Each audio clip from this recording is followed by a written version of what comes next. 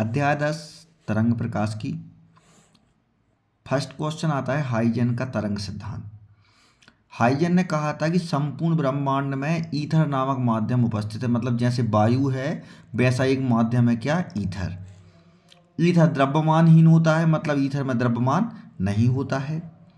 प्रकाश ether नामक माध्यम में तरंग के रूप में चलता है, मतलब जो प्रकाश है वो वायु में न चल के किस में चलता है, ईथर में चलता है। और इन तरंगों का वेग 3×10⁸ मीटर प्रति सेकंड होता है। दूसरा आता है तरंगाग्र किसे कहते हैं। यदि किसी क्षण मतलब किसी एक पल पर माध्यम में तरंग संचित हो रही है और किसी क्षण समान कला में स्थित कण, मतलब समान कला मतलब जो कण होते हैं वो सभी उनके जो गुण होते हैं उसमें एक समान हो, तब उसके बिंदु पथ को कहते हैं अपन तरंगाग्र कहते हैं। तरंगाग्र 3 प्रकार के होते हैं। पहला होता है समतल, दूसरा गोलीय, तीसरा बेलनाकार। यदि प्रकाश स्रोत समतल आकार का होता है तो उसे कहते हैं समतल तरंगाग्र, गोलीय आकार होता है तो गोलीय तरंगाग्र, और बेलनाकार होता है तो बेलनाकार तरंगाग्र। इसके बाद आता है अध्यारोपण का सिद्धांत। अध्यारोपण सिद्धांत क्या है, 2 या 2 से अधिक तरंगें, मतलब अपनी क्या गई 1 2 3 और 4, 2 या 2 से अधिक तरंगें एक बिंदु पर पहुंचती हैं। तो ये तो अपन भी जानते हैं कि यदि ये व्यक्ति हो गया और उसके 4 लड़का हो गए तो जो व्यक्ति की जमीन है वो 4 लड़कों के योग के बराबर होगी।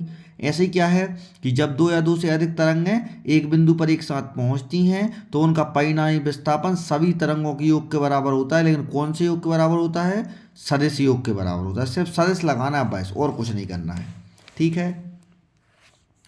इसके बाद आता है व्यतिकरण किसे कहते हैं।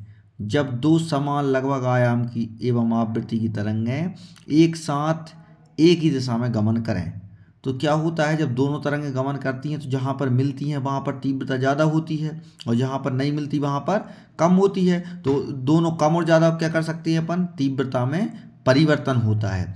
इस परिवर्तन की घटना को व्यतिकरण कहा जाता है। व्यतिकरण 2 प्रकार का होता है। जहाँ पर तीव्रता अधिक होती वो होता है समपोषी व्यतिकरण, और जहाँ पर तीव्रता कम होती वो होता है विनाशी व्यतिकरण। इसके बाद आता है कला संबद्ध प्रकाश स्रोत किसे कहते हैं, शर्तें लिखिए। ऐसे 2 प्रकाश स्रोत जिनसे निकलने वाली तरंगों की आवृत्ति और आयाम बराबर हों और कालांतर क्या हो, शून्य। कालांतर मतलब दोनों के निकलने में समय का अंतर क्या हो, शून्य, तब उसे कहते हैं अपन कला संबद्ध प्रकाश स्रोत। जो शर्तें हैं वो इसी को देख के लेना। देखो अपन ने क्या लिखा था, आवृत्ति आयाम समान हो तो आयाम समान हो, आवृत्ति समान हो, कालांतर शून्य हो, और प्रकाश संकीर्ण हो, संकीर्ण मतलब छोटा सा हो। इसके बाद आता है यंग का द्विस्लिट प्रयोग।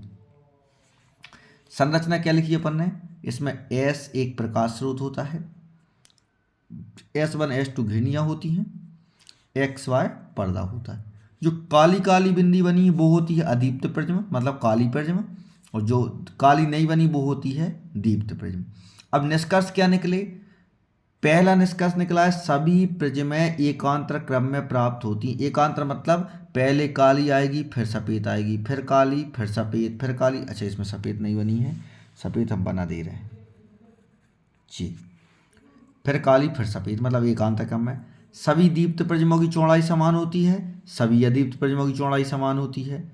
सभी दीप्त प्रिज्मों की तीव्रता समान होती है और सभी अदीप्त प्रिज्मों की तीव्रता समान होती है। इससे सरल ये नहीं हो सकता है, ठीक है। विवर्तन किसे कहते हैं, प्रकाश का किसी अवरोध से टकराकर मुड़ जाना ही विवर्तन कहलाता है।